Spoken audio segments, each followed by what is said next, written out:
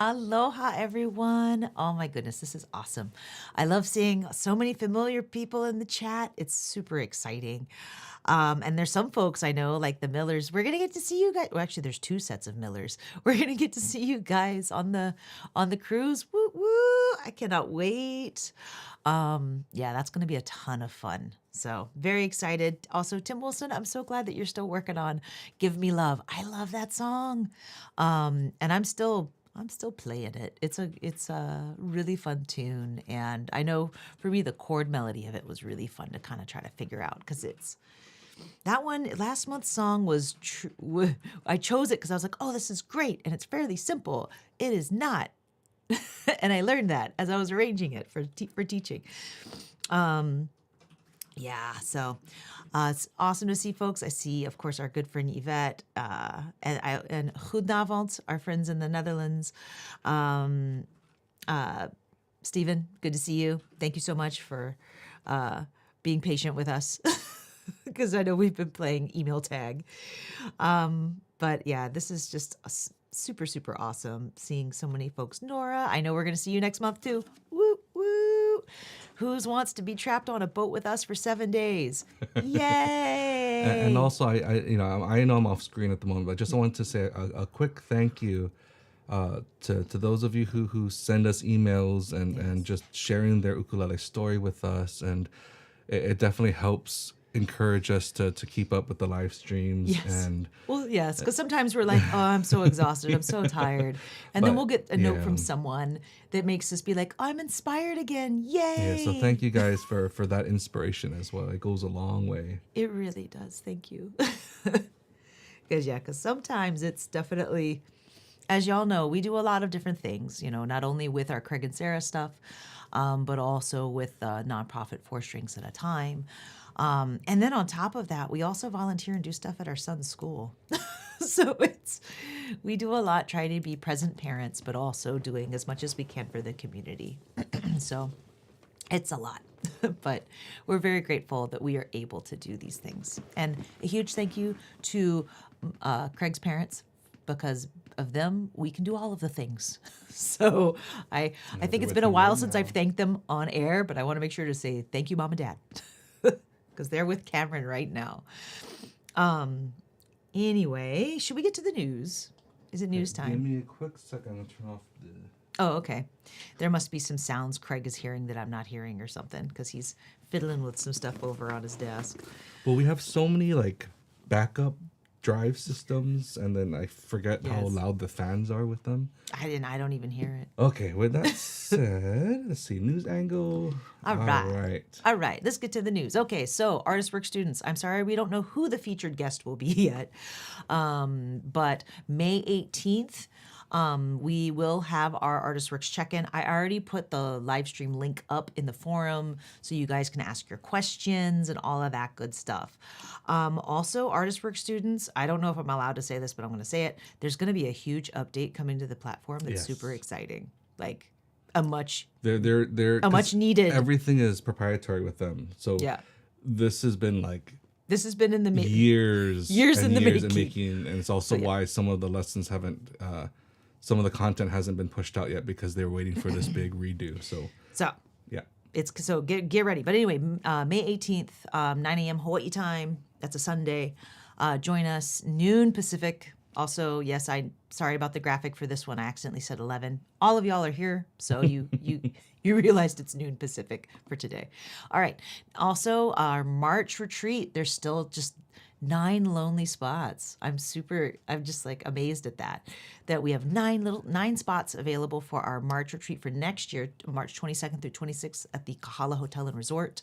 It's a lot of fun. We're already like, yeah. Well, the one thing that's brand new too is that we're adding a 4th workshop space. oh yes. Yeah. That's right. Yeah, Yeah. that will be 4. Yeah, so we're actually gonna have 4 workshops at once, because one of the feedbacks that we got is people felt the 75 people that were there. So we were like, okay, we'll add a workshop space then, so that its classes are even more, even more intimate. Yeah, it's gonna be awesome. Yeah. And then summer. All right, y'all. We are almost at a place where we can announce the dates, but it's definitely happening. We have got a hotel in mind, etc. San Diego, California, summer of 2026. Super excited. We're still vacillating on either 4 or 5 days.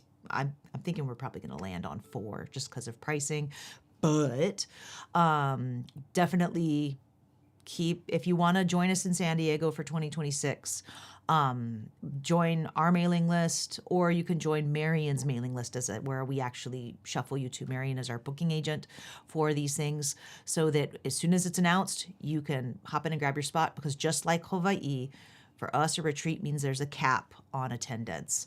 So, yeah. Also, the Ukulele Cruise is officially sold out. It's been sold out for a while now, but just FYI, Ukulele Cruise, we are not doing a cruise in 2026.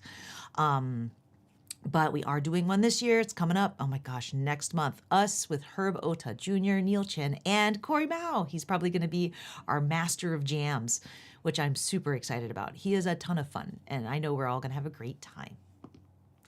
And so for our nonprofit news, 4 strings at a time, I am beyond excited about this one.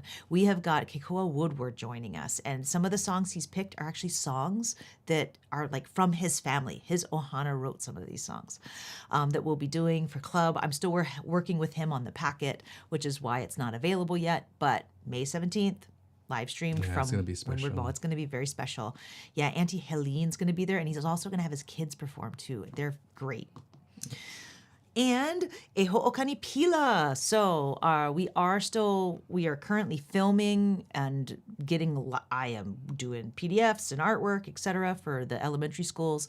And we have, I can't remember it off the top of my head. I want to say it's like 40 teachers and 35 teachers in in 30 schools across the states, across the islands. But we are discovering there's a lot of instruments that need repair.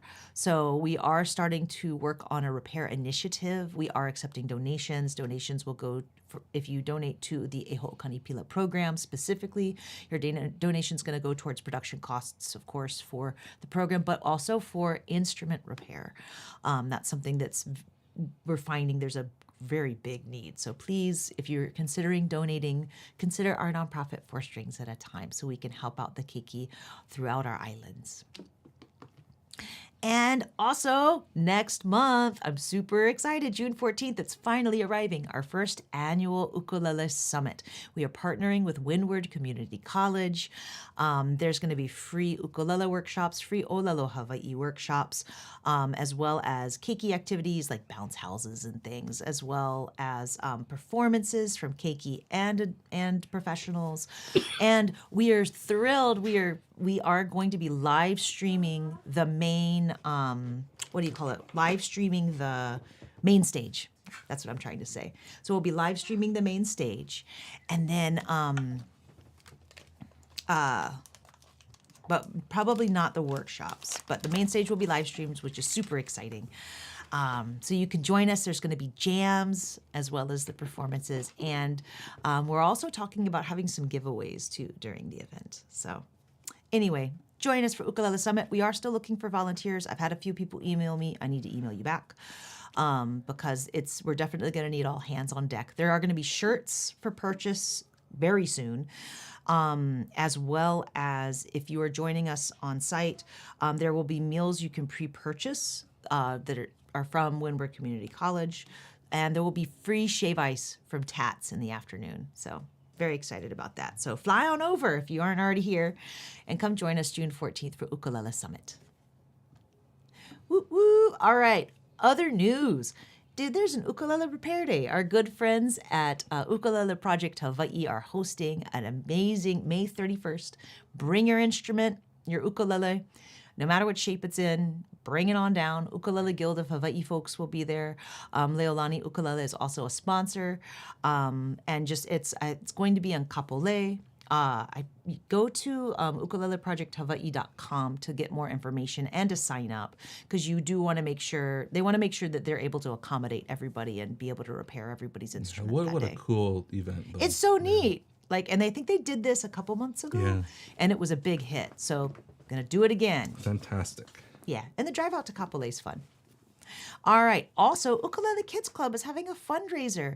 So for this fundraiser, they're partnering with Teddy the Dog, teddythedog.com. And it's super cute. That's the super cute graphic that they've got on like the shirts and mugs, etc. And proceeds are going to be going to help raise money for Ukulele Kids Club with their mission of getting ukulele into the hands of sick kids who are in hospitals, etc. And it's just, they do good work, and what a great partnership and a way to be able to help our friends at Ukulele Kids Club. And you get something really cute for it too.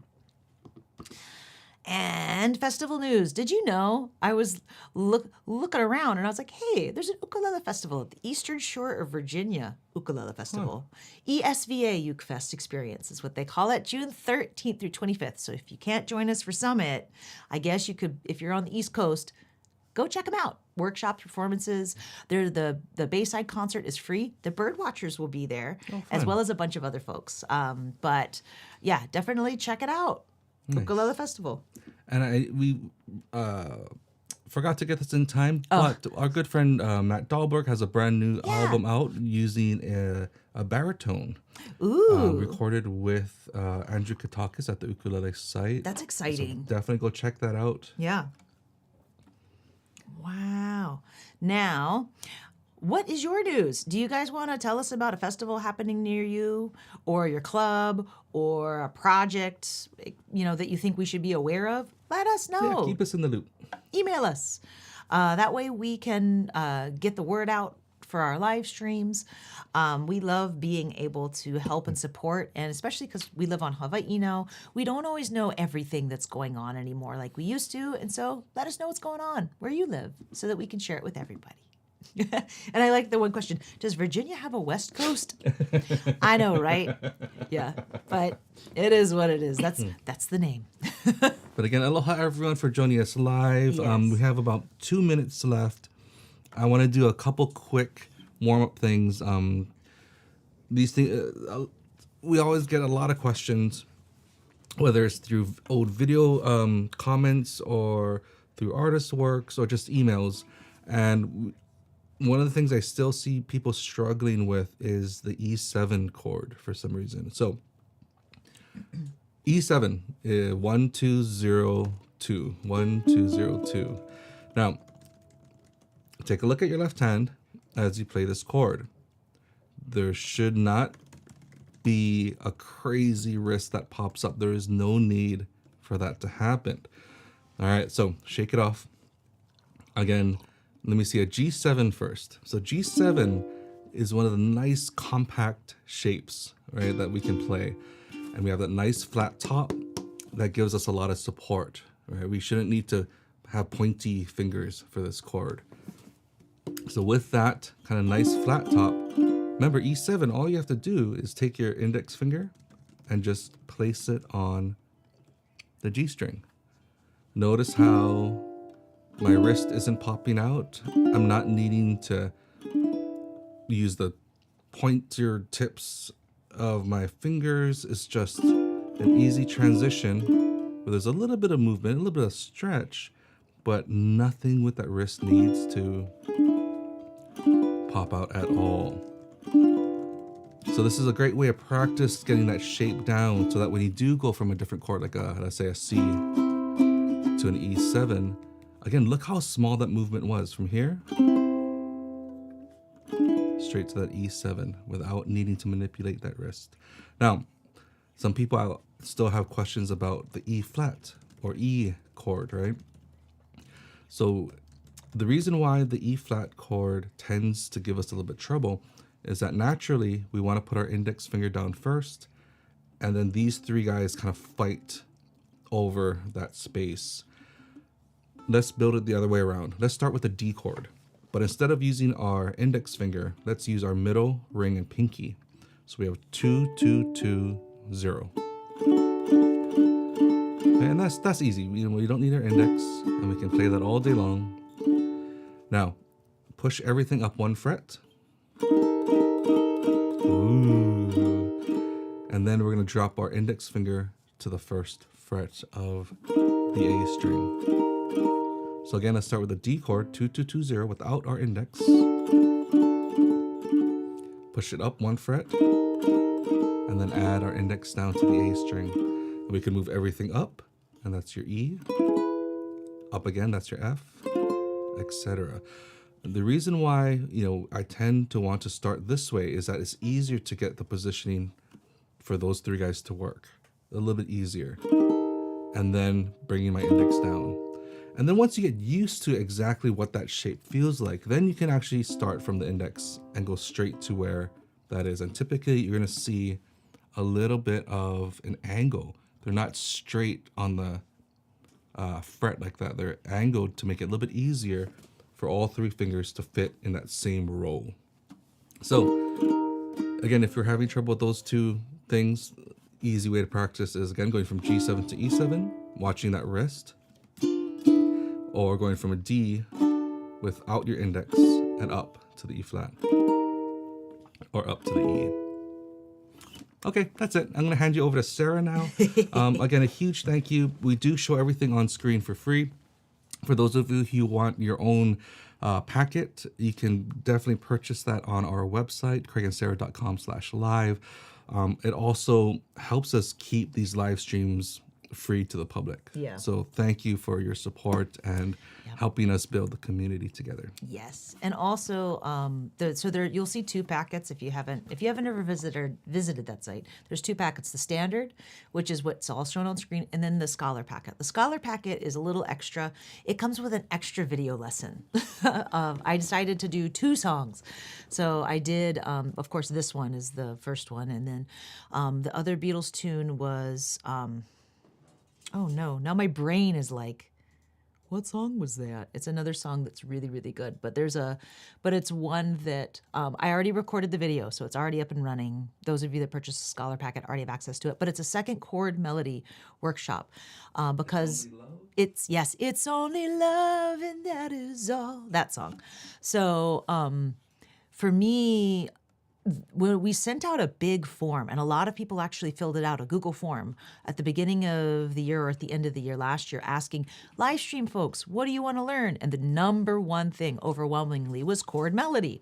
So that's why we've had several chord melody lessons back to back to back, and the Scholar Packets are really doing a lot of chord melody. And that lesson's like almost an hour long of me walking through it. And we're going to probably spend an hour together walking through this one. So, the whole point of these chord melody workshops is not to teach you an arrangement. I'm going to say it again. The whole point of these is not to teach you an arrangement. It's to teach you how to arrange it yourself. Okay? I want you folks to be able to have the tools you need to be able to do the songs that you want to play. I'm using songs I like because it's more fun to teach something I enjoy. But again, I want you guys to start thinking about it and doing it yourself, even if it's super, super simple at first. It doesn't have to be as fancy as some of the things we're going to be doing today, but I try to have something for all levels of player.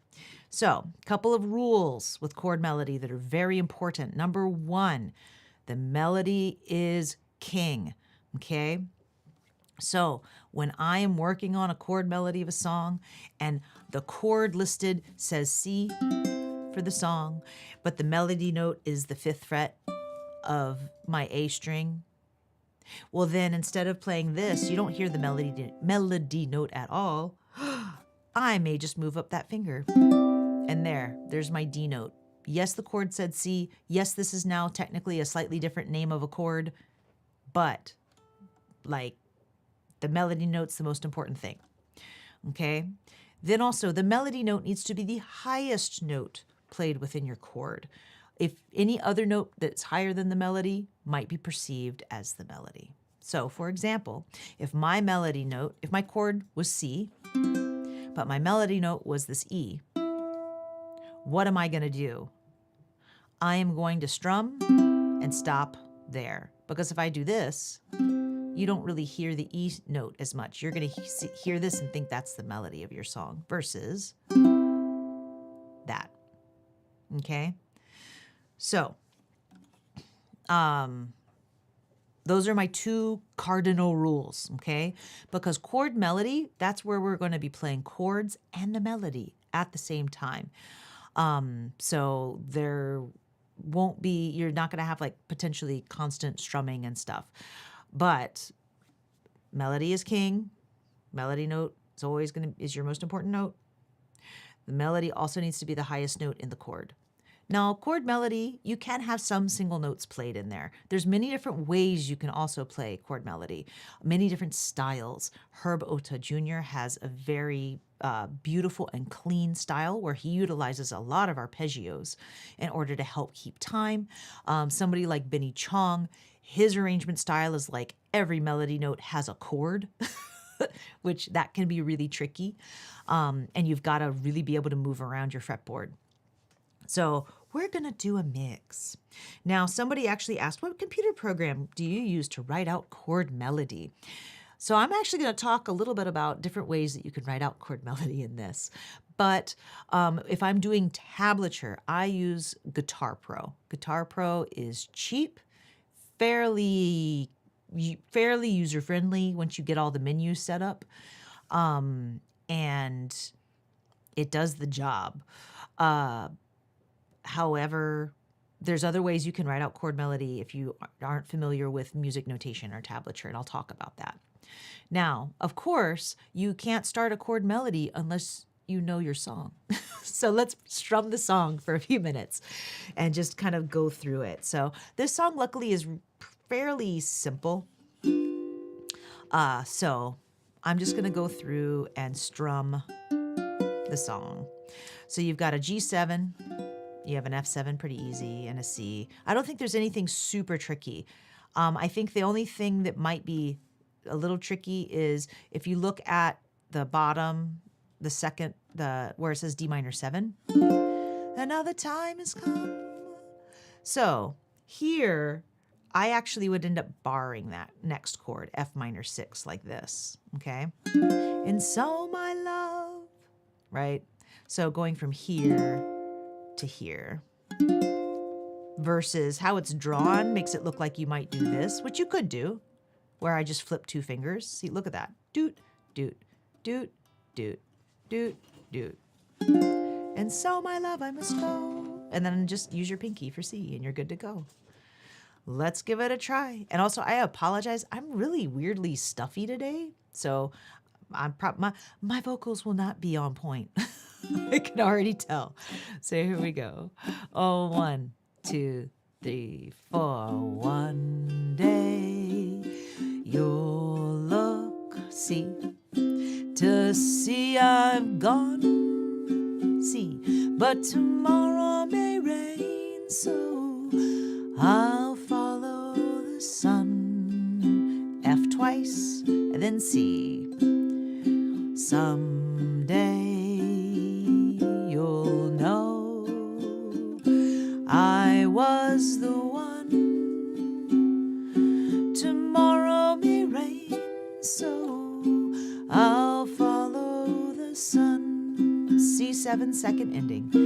And now the time has come, and so my love I must go. C7. And though I lose a friend, in the end you will know. D minor 7. Oh, to the top.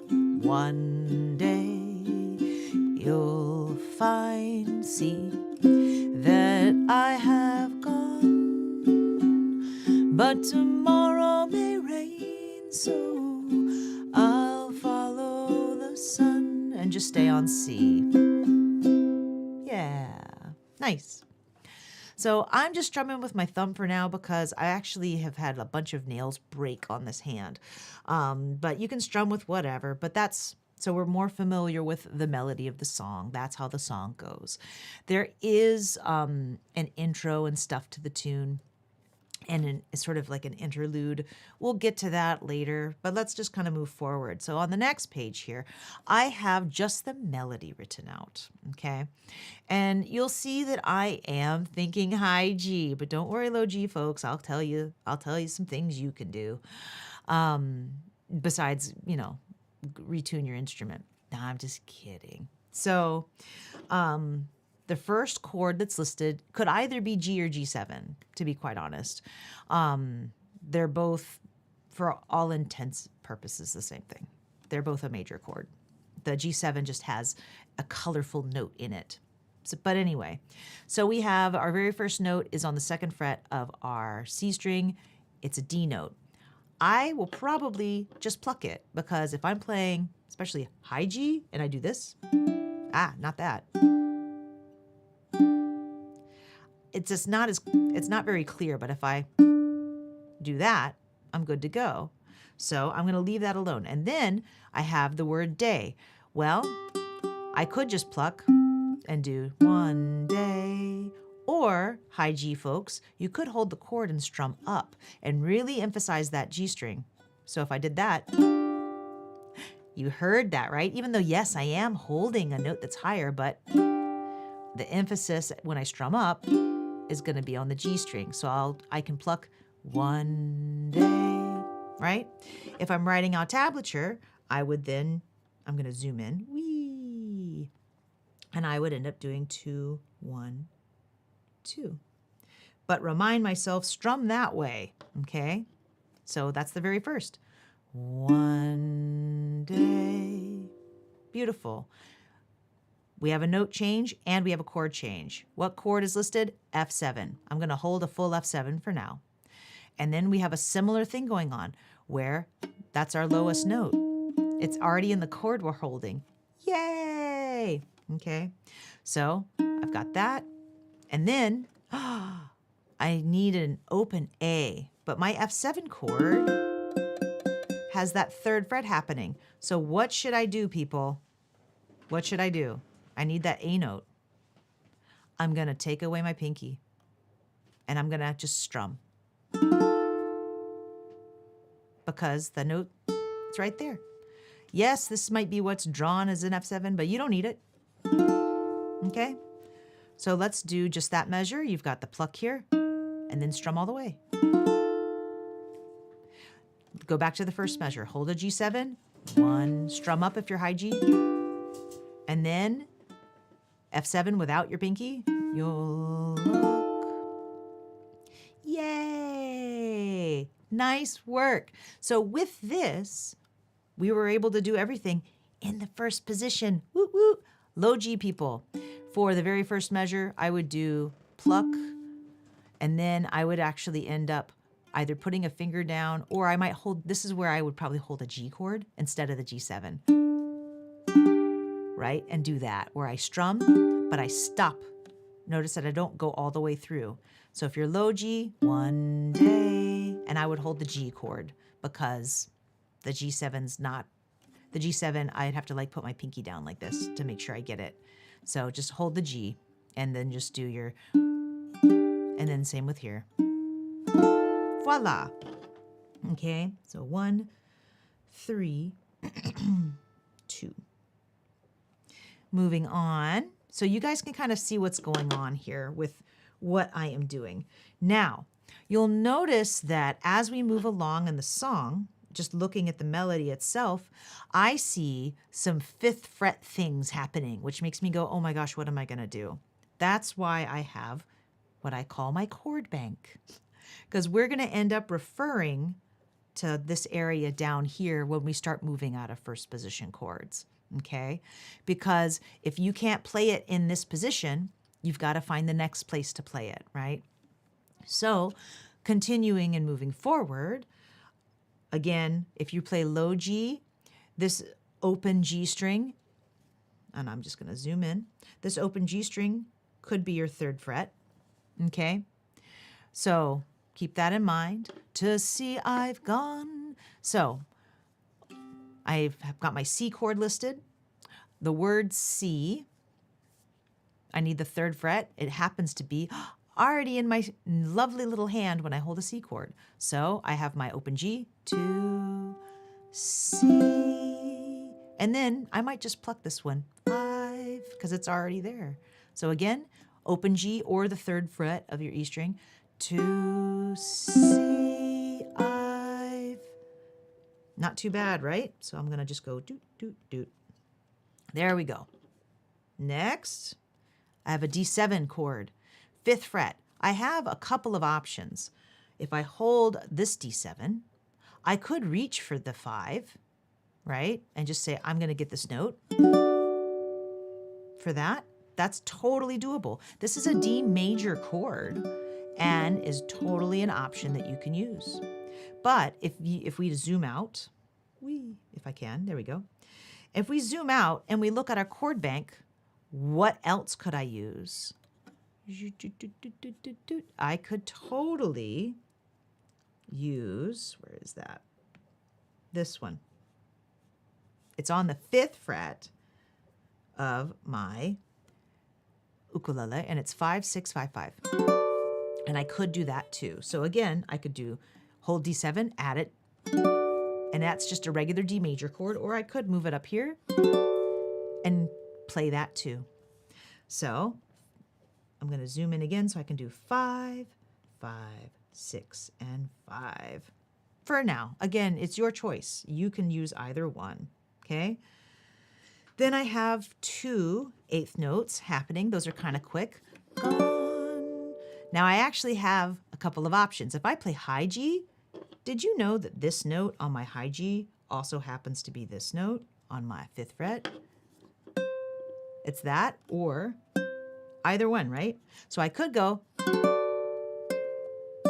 right, and just do G string and then A string, or G string and then strum again. 4, 2. If I play low G, however, I will need to kind of do 4, 2, something like that, or something like this, where I'm holding 4, 2, right? And I'm singing the words. I know it sounds like I'm saying numbers. But again, you can either do gone for two, or I could do gone for two, and just move down to that position. You have options, okay? So for me, will probably stay up here. Or because I'm already up here, it's more efficient. And this also will test your bar skills to make sure that you actually get a nice clean note there too. But again, it's up to you, and also how fast you're playing the song, okay? So you have options for that. Is everybody okay? I know this is a lot, and we were only done the first measure. Yeah. So for me, because I'm doing high G, I'm just gonna 5, 5, 6, 5. I'm just gonna do that for myself. But remember, low G, you could do this. Oh, doot. A D7, right, for this note, and then reach up. And I know some people are like, why didn't you just write it all out already, Sarah? Because you are going to learn it more if you write it down. This is a video. You can always pause. But yeah, I guarantee. So there we go. 3, 4, 5. And that could be where that note is. Okay. So again, low G, you can do kind of what I drew up there. High G, you can do what's in the tablature. I know, I'm trying to please everybody here. So what do we have so far? Let's try it. Here we go. Can we do a close-up of my hand for this one, Craig? Here we go. 1, strum up, A, F7 with an open A string. You'll look to see I've gone, but to... Nice. One more time. One day you'll look, C chord, to see I've gone, but to, or but to, and strum the whole thing if you want. Are you starting to hear the melody? Because I know I am. I know part of it too is I'm singing them. It's helping, but let's keep moving forward, okay? Remember again, I don't expect you to be able to play this all right away, right now. Give yourself grace. We're just going through and arranging right now. Okay, so next up, we've got a C chord happening, right? But we are on the 7th fret. So let's look at our chord bank. Well, I only gave you limited options for that. The limited option that I gave you is actually this guy right here, okay? That one will work great. Now, if you play low G, you may want to play the closed version of it, which looks like this. Big ol', actually, no. Yeah, 7. Ah, shoots. I did not mean to do that. So this would be, and which you're going to be holding, which suspiciously should remind you of, like, it looks like an F chord. So it's like bar, make what reminds you of an F underneath it. And that's the same as this guy. Okay, so this one versus this one. Okay, they're both C, they both work. It's going to be great.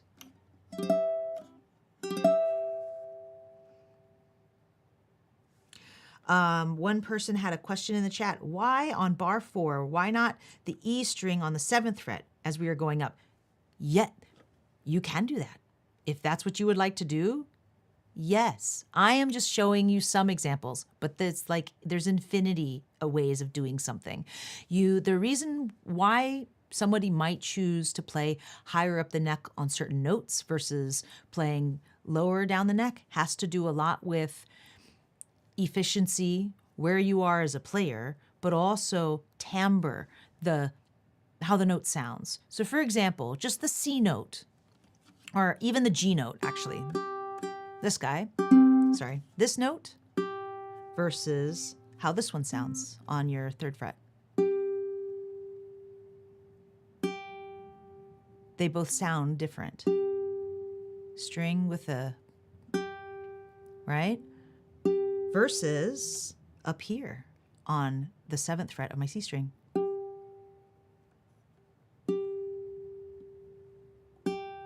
Those are all the same note. Again, C string. I don't like the timbre of that as much. I don't mind that one.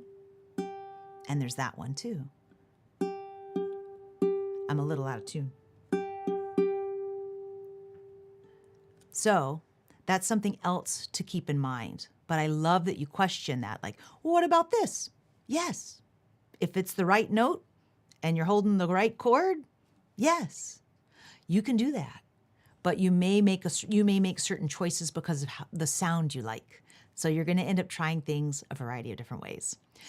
And actually, that brings me to, okay, we're on the 5th fret of our the 5th measure of our song, the C chord with the 7th fret. Okay, you could play this chord, right? Because you've got the 7th fret happening here. You could play this chord. You jazzy people out there, you can also play this chord. This is a C major 6 chord. 5, 7, 5, 7 is what I'm playing. I didn't give it to you as an option, but it is an option. Okay? But for now, we're going to keep things simple. We'll use this one. So this one is 7, 8, 7 open. So I could just do like that, or I could do a strum and a pluck, which is probably what I would do. Now, I have another note here. Yep, right? This guy. 10th fret. It's still what chord?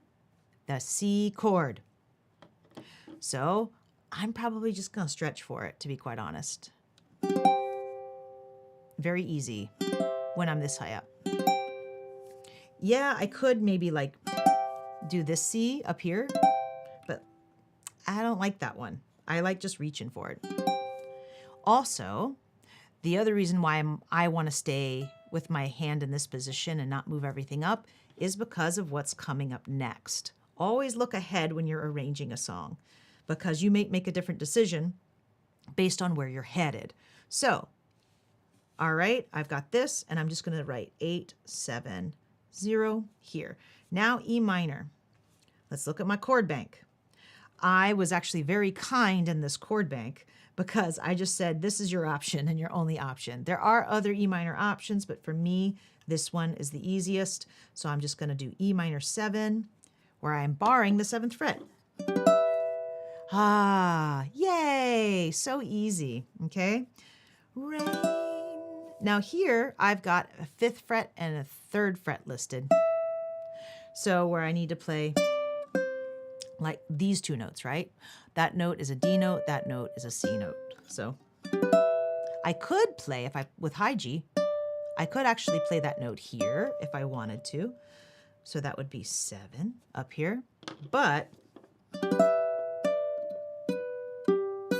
I don't have the C note anywhere else. I could totally get it and play it, but I'm also looking ahead and saying, oh, I'm gonna need to be down here eventually for either that note. Actually, technically, let me do this because this should actually be a rest. But still, I'm gonna need to get to this note.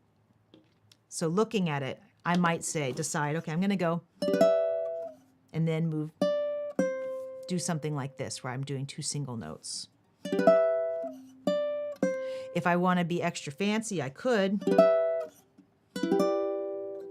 do something like that, where I'm holding an E minor 7 in another position. But for now, or even sliding down, because we haven't even talked about that kind of thing that you can easily add to chord melody, where I'm sliding in the notes or pulling off if I need to do that. So you have lots of options for these 2 notes down here, okay? For now, I'm just gonna, we'll say slide for now, for funsies, okay? Now, continuing on, because I want to finish this so that we can start to play it. So thank you, Craig, for doing all of the switching. I know it's like guessing, when's she gonna go in? When's she gonna go out? So, all right, D7 was listed here at first. Now we need, and actually the G7 is in the wrong place. The G7s should be over here. Let me fix that. Don't worry, folks. So the D7 is still here, but the G7 starts here. So I need a note on the 3rd fret of my A string and a D7 happening. So I could do this one and just add, right? If I wanted to, because we know this is our first position D7. I could do that, or I could just play D7. And again, it doesn't matter how you do it. I, a lot of times, will play D7 with my middle finger barring, because that's actually your longest finger, you guys. And, you know, if you do it this way, you're like squishing your longest finger. But for me, I like doing this with my middle, but it's totally up to you. So then for here, I am going to, let me do this. Doot. Back to this. So 2, 2, 2. And then I have a G7 next. Well, 2nd fret of my A string just happens to be in my G7 chord. Hooray! So then I can just play G7 here. Fa, maybe add a friend because I need that note there, and maybe just play it by itself. Follow the, look at my chord bank. Hey, I got the note happening right there in my chord bank on that 5th fret. Perfect. So I'm going to do 3, 5, 0. So that's going to look like this. Follow. Then we're going to move everything up to the 3rd fret and stretch out these 2 fingers. So Craig will call this, what do you call it, gigantic G7? Right? So just practice holding regular G7. Move it up to the 3rd fret and then spread your fingers out. Move it back down to G7. Move it up to the 3rd fret, spread them out. Move it back down. Go up, spread them out. Nice. So, and then move it all up. Follow the, and then sun. The melody note's actually this open G string. I would probably do where I strum up like that. And strum up. Also, some people reharmonize and change the melody. I think I actually ended up doing that at one point in this song later in the packet, where I could just do follow the sun, right? And I could just cheat and do that as well. But for now, we'll do either that or what, low G people, what are you guys gonna do? You're gonna hold that note on the E string and strum till you get to the note and stop, okay? Just like that. Now, let's play the 2nd line. Up here, for tomorrow will rain, so rest. I'll follow the sun. Strumming up. Or you could cheat and just strum down, and no one will probably know. Let's do that again. 2, 3, 4, tomorrow will rain, so rest. I'll follow the sun. 2, 3, 4. We've made it through the verse. Now, of course, some of you out there might be saying, but there's this G7 like this. You could use the closed G7 if you'd rather and use that. That's not a problem. Go for it. There's, again, multiple ways you can do this. I'm just trying to give you some tools. Now, we did have a great question in the chat, which was, you know, do you have a good reference book for learning your chords? I think, oh yes, Craig answered it beautifully with the book that we always recommend is A Treasury of Ukulele Chords by Roy Sakuma. I love that book because it's very no nonsense. It's just here's your 4 main positions. Some chords have 5 positions. I've had some like music theory mega nerds like go off about there's more than 4. Yeah, for some, but not for all. There's 4 main positions on your ukulele for chords. And that book is great because it lays them all out so beautifully. And it even has some of the wackadoodle ones like sharp 5s and stuff like that. So I highly recommend it. And then what I used to do is I would go through a song like this. I would look at it and kind of see where my highest notes were and what chords were listed. And I would do exactly this, where I would just write out only the ones that I was going to need. This would save me time so I don't have to flip back and forth every time I'm looking up chords. I know, here's the chords I know I'm going to need to reference. Eventually, your chord vocabulary will get bigger, and you'll end up saying, oh, instead of a C, I'm going to use C6, which is something I mentioned earlier in the live stream on measure 5 that you could do. But that comes with time. So just, again, keep that in mind as you're moving forward with this. But one thing I really want to touch on is different ways that you can write things out, different ways of annotating. Yes, up at the top, it uses a lot less paper to use tablature and to just write it out in the fashion that I did. But if you don't know how to read music, or if you're just more of a visual, you want to see what the shapes look like, I used to write out all of my arrangements this way. I still have the binders of songs that I arranged where it's all written in this style. In this style, you are writing like each word has a diagram above it. And in doing this, you can see the shape and what strings you're playing or not playing. And the biggest issue with writing it this way is you need to know the song because there's no rhythmic notation written anywhere. You have the melody of it all kind of written out, but you don't know the rhythmic notation. But again, if you're doing an arrangement for you, write it however it gets the job done. But let me explain a couple of small things here. I'm going to zoom in on this G7. What I'm saying here is that these I called ghost fingers because you're holding the chord, but you're not playing those notes. And you can see that from the X's there. The X's are saying don't play those, but play this one. It's very, like, visually, you know what to do there, right? And then you can see the same thing over with this F7, right? Where you're holding the F7, you're holding that shape, but you're only playing this note. Only play the black dots. I did the same thing down here with, look, my D7, right? Where it's like you're only going to play that one and you're only going to play that one. This, of course, can take, especially in the program that I was doing this in, this took a lot more time and effort to do. But again, if you don't read music notation, it's a great way to get the job done. So let's actually look at this and see how you feel kind of reading it.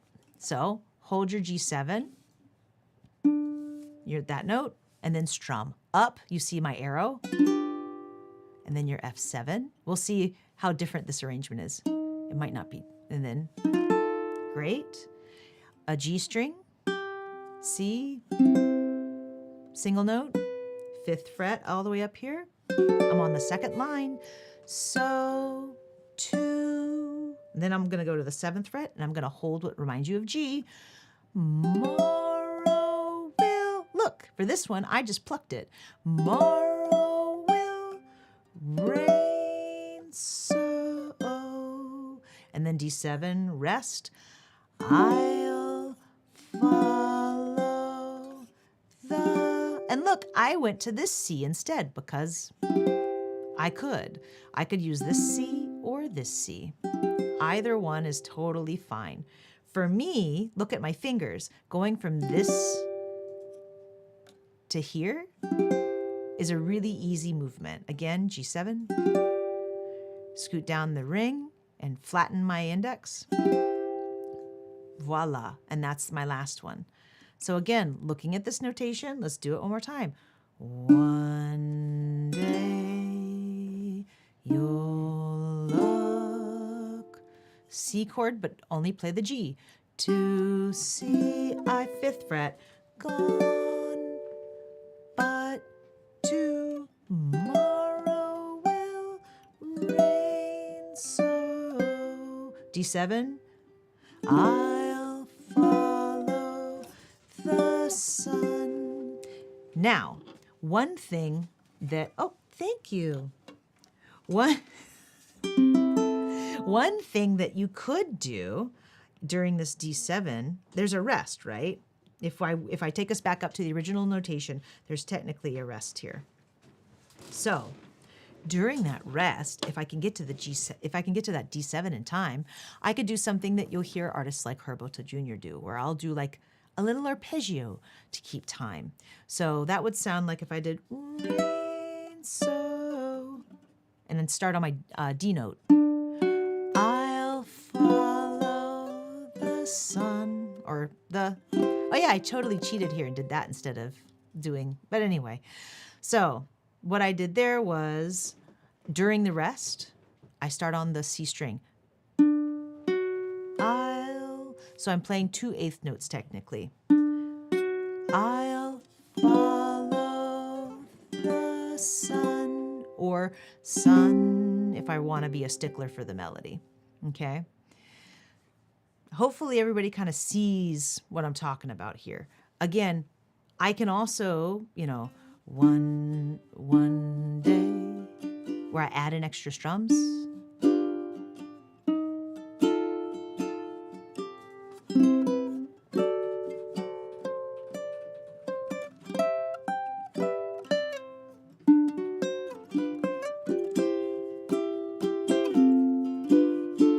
Or whatever the chords are, right? Like, you can totally do that. And then one person asked, could you do the full arpeggio with the triplet? I could, but the one reason why I'm not is because my melody note is going to be this guy. And I don't really want to get to it too early, right? Because if I get to it too early, I'm going to think that melody happened earlier than it should. So that's why I like just doing I'll, and you could do I'll like that, or either way. I mean, if you want, if you did a triplet thing, I would do these 3 notes and then save this one for last. So yes, you can, but you need to think about your note choices for that. Good question though, thank you. So again, if you're like, I can't read music, so therefore I can't play chord melody, you could. And here's how you can annotate it for yourself so that you can figure it out. And knowing that there's gonna be a note on every word or every syllable, okay? Everybody okay? Let's move forward. Yes. And I have pros and cons of the notation written at the bottom of the page. But the biggest con is that this particular kind of notation, no one else can really play it with you. And then also, it takes up a lot more pages. Okay. So I did a mix on this page of the whole thing. And I even gave us this. And I'm going to just briefly go over this part in just a minute. So this is a mix where I have chord diagram at the top, but you still have your tablature you can look at, okay? So just something to keep in mind is that you can also do a little mix of it. Now, looking at the part that I have in red, so what I decided to do here was I changed the melody of the word sun. And I did that on purpose because there's a little riff that I wanted to do that is reminiscent of what's in the recording. It's not exact for what's in the recording, but it's reminiscent, okay? So during this part is where you have some creative license. This is what I did with my creative license. You don't have to copy exactly what it is. And in fact, I hope you don't. I hope you make up your own thing. But it's a series of eighth notes, and I'm utilizing my high G string for some of it. But basically, there's no melody happening there. So if I was strictly only playing the melody, it would be pretty blank. Or I could just strum. I could just strum, I'll follow the sun. And then start back with my chord melody, right? But, so looking at this, sorry, I got distracted because I thought that Roy's book was on Kindle, but that's not what Sam was saying in the chat. I was about to get really excited because Craig and I's copies of the Roy Sakuma book are kind of in tatters because we've used it for so many years. But anyway, for this part here, and I'll just zoom in on it so it's a little easier to see. So I'm holding this version of C, and I'm going, the reason for that is I'm going to end up stretching for that 7th fret. So before we even throw in the G string, try just doing the strum, the 7th fret, and then 3, 2. Again, or sorry. 1, 2, try it with me, and strum 7, 5, 3, 2. 1, 2, 3, 4. Strum. Okay, that's what's going on. We're going to throw in a G string, so I'm going to end up doing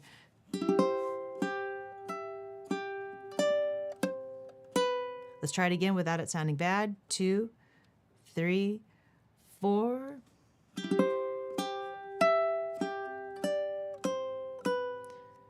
That's what's happening in that measure, okay? I don't expect you to be able to play it with me right away right now. Remember, you'll be able to pause and practice it. Then I move to this chord. I play an F, or it's an F add 9 technically, and I'm adding my pinky.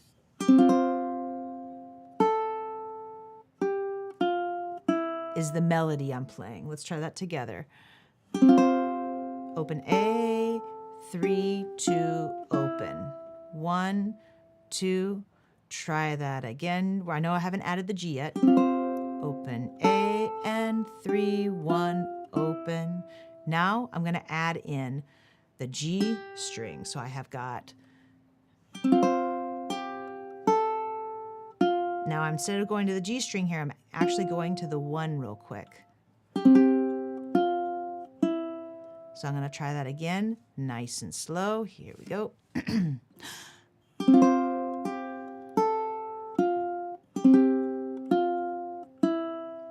If I do the whole thing, it's going to sound like this.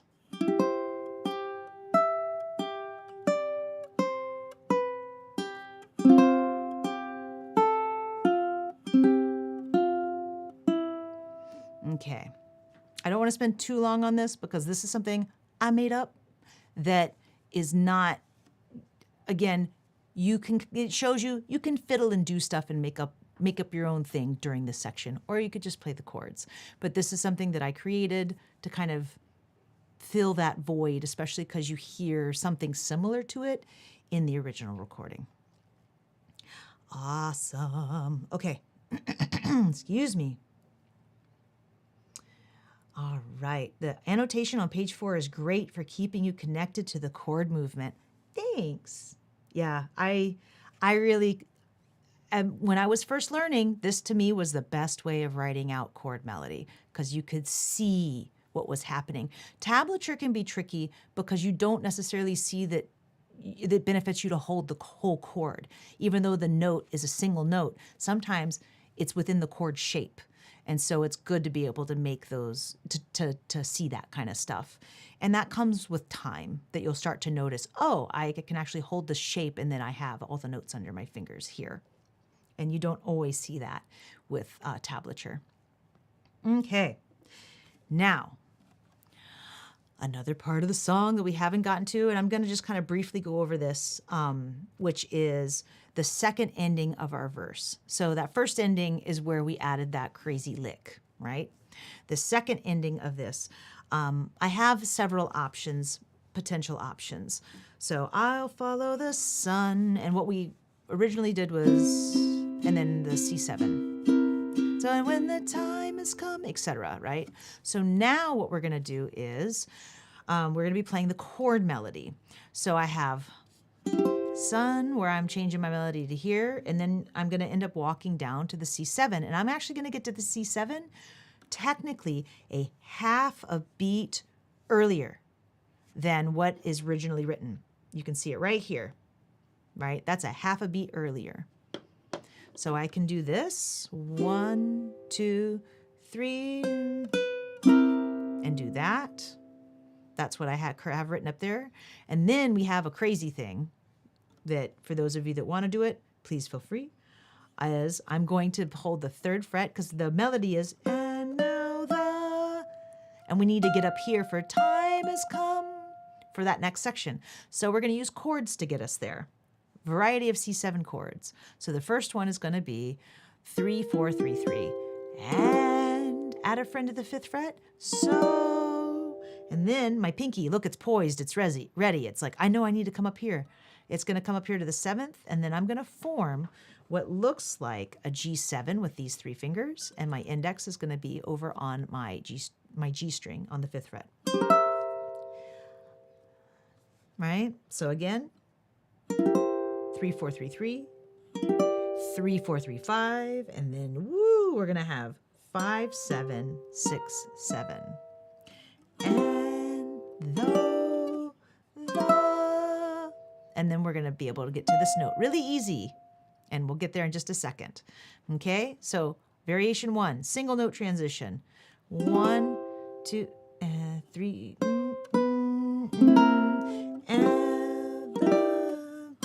So we can do that. Variation 2, we can walk down this chord and then get to C7. Okay? That's what I'm referring to in variation 2. Give it a shot. 1, 2, and 3. Sorry. Move it down and then C7. My apologies for the timing on that. Let's do it one more time. 2, 3, 4, 1, and 2, and 3, and down. I could do that. And then this is the same. Moving it up.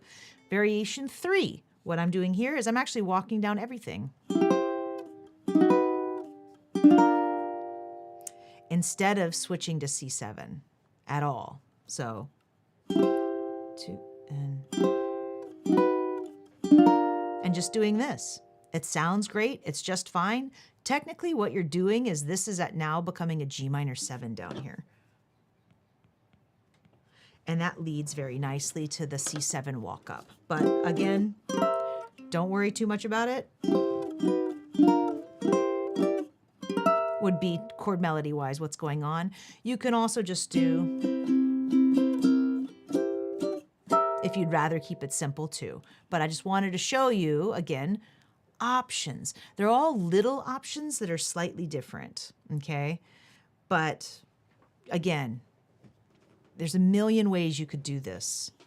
I am showing you 3. So, okay, how's everybody doing out there? Because adds recurring bass note. Okay, so the question is, I see a lot of embellishments like that where the arranger adds a recurring bass note, like the open G. Does the open G always work? How does one pick the bass note? Well, what chord is happening is going to determine what your bass note is.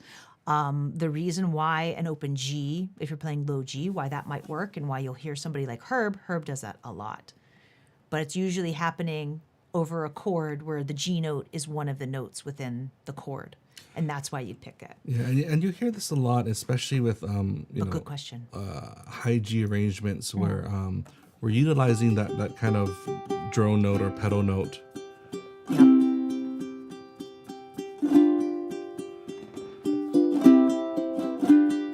And a lot of it is you can use it as texture. You can use it as timing. A timing thing. You can use it as melody, like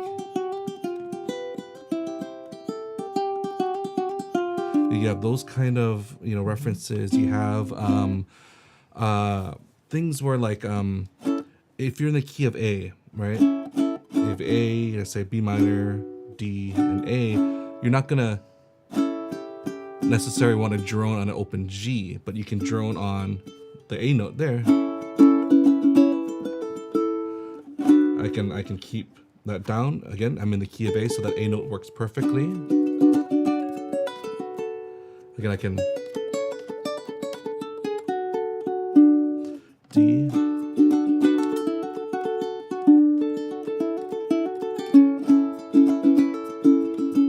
But that's one of the reasons why I love the reentrant or high G tuning is that you have that nice option to have that kind of unique sound from that tuning. Yeah. I also want to add in too, when you play high G ukulele, your harmonies are going to be a lot tighter than with the low G. That can be a plus, and it can also be a negative. Because the thing is, when you arrange for high G, especially when you get into some more complex songs, you're going to end up having to really know a lot more about the chords, their voices, and what color tones you want to actually add in order to get the chords to sound the way you want. I think that's one of the blessings and curses of high G, is you do have to, knowing more, you can make it a more versatile and beautiful sound, I think, versus low G. Low G limits you sometimes. For example, if I have a chord like G7 and I want to play a G9 chord in this position, it's, to me, sounds junk when you do G9 with a low G there, because you're putting the 9 in the bass, and that's usually a poopy sound. So you will have some limitations with low G too. The limitations that I don't like. So, which is why for most of the time, though some arrangements sound better in low G, because I play both, people. But yeah, there's that. So hopefully that answers your question about, I know we went off a little bit on a slightly different tangent, but yeah, but when you're choosing bass notes, if you're playing low G, you're going to end up choosing things that are within the chords that you're playing. Don't think of it as G in that sense. Like maybe you're using your G string, or maybe you'll find that you want to go back and forth between the G string and the C string as your bass, going back and forth depending on what note is being held within your chord. So, yay, we answered your question. Thank you for letting us know in the chat. Okay. Oh, okay, y'all. So I'm going to breeze through this fairly quickly because we are almost out of time. But I wanted to kind of go through this real quick. What I've got here is our B section. And you should, with the tools that I've given you for your A section, you should be able to decipher our B section fairly well. But let's just walk through it very slowly. So we have, and now that was all that C7 walk-up business. Now, option number 1, time has come. A D minor 7 chord is listed in the music. D minor 7 is actually a barred 5th fret by itself. But I need to have this note as my melody. So I'm just going to add it. But Sarah, that's an F major chord. Yeah, F major and D minor 7 happen to be related to each other. D minor is the relative minor of F, so it's really not a big deal. And the melody note's more important, so add it. So we have time has come. And then the next note, you could do an open A if you wanted, if you play low G, I guess. Or I could, it's under my finger already, the 5th fret. So time has come, and now I have F minor 6. F minor 6, I'm doing a double bar technically, though you could do one finger per string, where I'm going to be holding the 7th and 8th fret. So my love, that's what that section is. So I've gone from here on the 5th fret. Time has come, and so my love. Now I have options here. I could either do I must. I could do that, right, for that. Or I could move things down, but I'll get to that in a second because I actually give it to you down here with this crazy, where is that? With this crazy business. So let's just move through the arrangement for now. Yeah, and then also I just wanted to point out that these are the same note. So if you play high G instead of reaching up, I could do and play it there. So I'm just going across like that to my G string. So that's why I have it written, and you'll see that it's like a double note in the notation. Then we have our C up here, 7, 8, 7. So let me do that starting from that first measure. Time has come, and so my love, I must go. 2, 3, 4, that crazy walk up, and though I. Now, because it almost repeats itself, I gave you another option. Instead of doing this, you could actually hold, and some people are going to go, I could hold this chord. So what I'm holding here is going to be 7, 9, 8, and 8. Lose a friend, right? So I could do this. This finger's holding down 2 strings. Not everybody likes this chord. That's why the first option you might prefer. But the beautiful thing about playing it here, lose a friend, is all I have to do now is just move this guy over. In the end, right? So it's actually a little easier. Move him over. Now, if you want to be super extra fancy, you can jump around your fretboard for you will, for those 2 chords, instead of playing single notes, okay? So that's another option. Will, and then I decided to be fancy and use this C, no, which is 5, 7, 5, 7. You could also use that one instead. Again, I just wanted to showcase that you could use either one because it's the same melody note versus this. So let me go through that second measure down here. Lose a friend, barring in the end you will know. How lovely. And then at the very end, I got a whole bunch of D minor 7 with a D minor 6 thrown in there. So we're going to go through and I'm going to bar the 5th fret. Oh, D minor 7. Oh, move my pinky down, take it away. Okay. Oh. And then the song repeats with our one day you'll look. Okay, I'm going to go through and play these 2 measures. We'll keep it a close-up of my hand. Nice tempo de lerno. That way, when you go back to practice this and watch it, you can try it with me. All right, time has come. Get ready. 2, 1, 2, and oh, the time has come, and so, my love, I must go.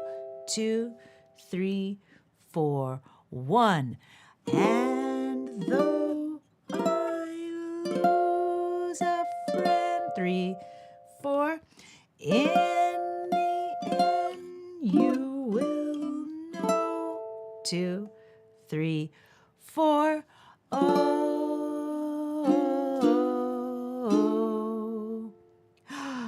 Yay! Hooray! So that's our B section, you guys. On the next page, I have got it all laid out. So if you want to learn this exact arrangement, be my guest. But if you want to make your own, please, I'd rather that. So I went ahead and just did this so you would have it all written out exactly as how we went through it all. And at the end, it's just that same lick, but we end on a C chord and you're good to go. For me, I provide this because I know if I don't, people will fuss at me, but usually I would just give you a whole thing of only the melody, make you fill it in. But I didn't do that, so I'm being kind. You actually have this at your disposal that you may totally use. And it's all using the things that we talked about today. So, in summary, chord melody, playing chords and melody at the same time. It allows you to be able to play solo ukulele if you want. You can play with other people, but there are some caveats to that we can talk about in another one if we talk about, playing duets. But the melody is always king. Your melody note is always going to be the note that you need. So no matter what your chord name is, you got to stick in that note. Then the other thing to think about is your melody note needs to be the highest note within your chord. So therefore, you might play a single note because of how low the note is, or you're going to only strum 3 strings or 2 strings in order to be able to get through and play the melody of your song, okay? So I want you folks, ArtistWorks students, take this song, or if you purchase the Scholar Packet, take the Scholar Packet song. Submit a VE. I want to see what you're working on. See if you like the song. You don't have to do it, but this could be an assignment for you. Work on the song. submit it to us so that we can see it, and I can walk through it and help you with some transitions and see what different chords you might end up choosing. If you follow us on social media, Terry, you did this. You tagged us in you were doing your 100 days. You tagged us with, I think it was In a Little Hula Heaven. Loved it. Got to see it. Was stoked. It's one of those things where we want to see you do it, and we want to see you do this with songs you know and love. So tag us so that we can check it out and see what you're working on. So thank you guys so much. I'm really glad. I know one person in the chat said, "Oh, I think I'm starting to understand it." So for us, the big thing with any of the workshops we do is we don't teach with the intent of teaching you an arrangement. That's very rare. We are trying to teach you in a way that allows you to be able to have the skills so you can figure it out for yourself, because that's part of the fun. And it also allows you to start making songs sound like you. Just a reminder, if you want to study from us at ArtistWorks, you certainly can. There's a code right here, 40uke. It's 40% off any time of the year. So it's an affiliate thing. So we actually benefit more from using this discount code than from using any of the other ones that ArtistWorks puts out, just FYI. And so definitely have fun doing Chord Melody. We have done Chord Melody in the past, so if you liked this lesson and you want to watch and check out our past live streams, definitely do that. We have got more Chord Melody there for you. But thank you guys so much for supporting us. These are kind of like our little Patreon. When you purchase a packet, it helps support us and allows us to make these free to the public so that everybody and anybody can totally check it out. Those of you that can't afford a packet, we have it written on our website, but you can email us. The Scholar Packet allows us to give out free packets. So again, thank you guys so much. I'm really, really, really grateful that this lesson was helpful for you. I know it was a lot of information. And I think next month's live stream won't be as heavy. No, yeah. If we're still debating on doing a live stream next month. If we do it, it'll probably be more. It won't be quite as intense. Yeah, I think it's going to be going over typical trouble spots and how to overcome them, where people typically get stuck and plateau. So I think that'll be a good one. Yeah, I think that'll be a really nice one. But thank you guys so much for bearing with me through this one. It was a long one, but I can't wait to see what you guys do with this song and songs that you know and love. Aloha, everybody. Aloha. Thank you guys so much.